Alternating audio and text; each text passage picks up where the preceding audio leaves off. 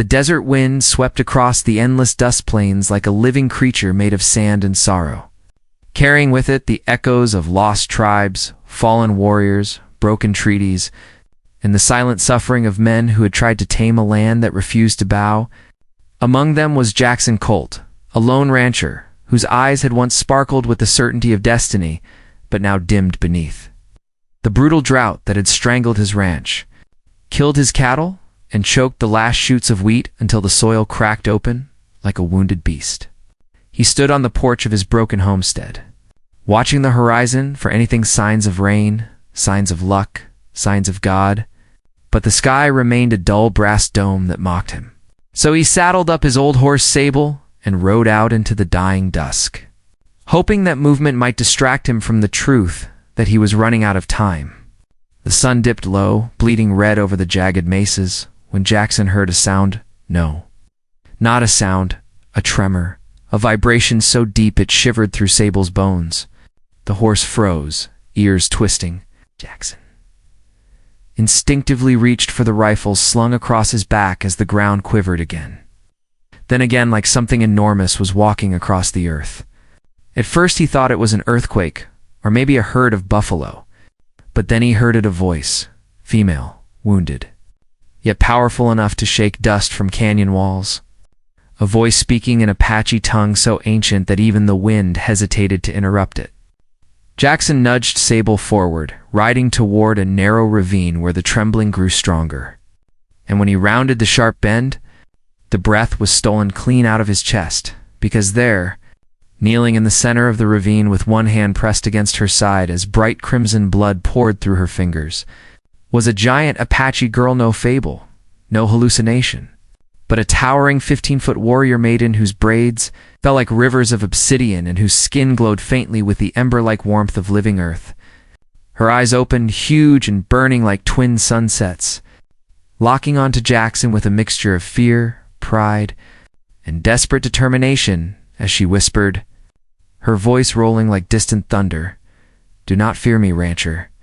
I am of the old blood. I am Anala, guardian of the sacred mesa, and I seek not your life." Jackson should have run any sane man would have, but instead he dismounted slowly, because something in her tone was not monstrous, but heartbreakingly human. So he stepped closer and noticed the arrow lodged deep beneath her ribs, a steel-tipped cruelties used by raiders who hunted sacred beings to sell their bones. Jackson knew the market belonged to the outlaw band called the Black Spurs, men without soul, without honor. And the idea of them chasing this wounded protector of an ancient people filled his chest with a spark he had thought long dead. Anala tried to stand but staggered, and the ground trembled as she caught herself on a boulder that cracked under her weight, her voice trembling as she said, "My tribe is gone. My sister's fallen. I could not protect them. And now the land fades with us. All life dries. All hope dies." Jackson swallowed hard, realizing her plight was not just personal, but cosmic, connected directly to the failing earth he lived on. He saw her look at him not as a creature looking at prey, but as a guardian looking at the last candle flickering in a world of storms. And then, with a painful breath, she extended her giant hand toward him and said the words that froze time itself. "Plant your seed in me, lone rancher. The seed of courage, the seed of belief. Plant in me the strength that humans have forgotten, so that I may rise again." Jackson stepped back, startled not by impropriety, but by the raw symbolism. She wasn't speaking of flesh. She was speaking of spirit, of hope, of the courage of mankind that had crumbled under greed and fear. She wanted him to give her what she had lost: faith. Jackson, trembling, placed his hand on her massive palm, feeling heat like living fire coursing beneath her skin. And the moment his skin touched hers, a surge of golden energy erupted outwards, rising like a dust storm of light that illuminated the ravine. And suddenly he saw visions, lush grasslands, thriving rivers, the return of bison, the rebirth of the West, visions of what the land could become if courage were restored. Anala gasped, the wound on her side glowing brightly as the golden spark entered her, and she whispered, "Yes, that is the seed of your heart, And as she absorbed the energy, the sky above them, which had been barren for years, suddenly rumbled with a promise as thick clouds began to form for the first time since Jackson could remember.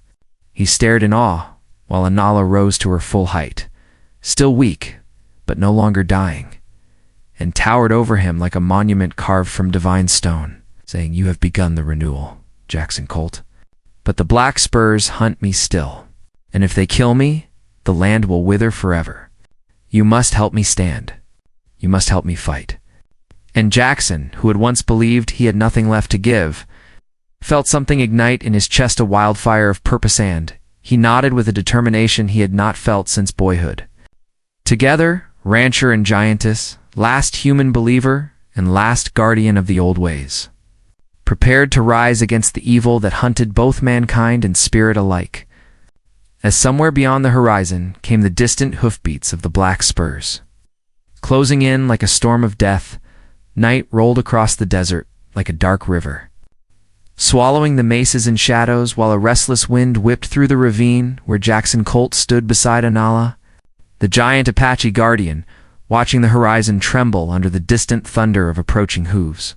The Black Spurs were coming, merciless raiders, hunters of sacred beings, destroyers of tribes, men who believed the land existed only to bleed profit from. And now they chased a wounded titan whose very heartbeat was tied to the fate of the West.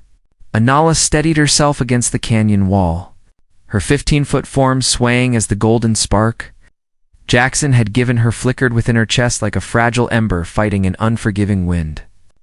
And though she towered like a mountain, Jackson saw the exhaustion in her eyes, the heartbreak of a warrior whose people had been slaughtered while she lived on, and he stepped beside her. Gripping his rifle, though, he knew lead alone would not be enough against the storm approaching. Anala knelt, bringing her vast face level with him, her voice soft yet trembling with ancient power as she said, "The seed you planted in me has begun to grow, but it is small, still weak.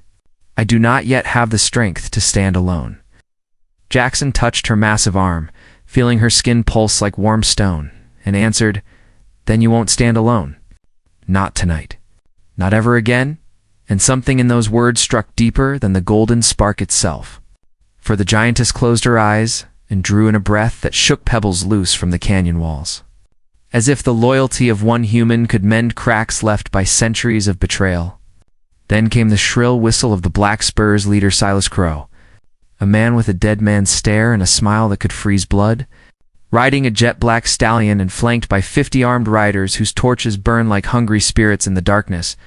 Their laughter echoed through the ravine as they saw the silhouettes, one ordinary man and one injured colossus, and Silas raised his rifle high, shouting, "The bounty on her head will buy us an empire, boys.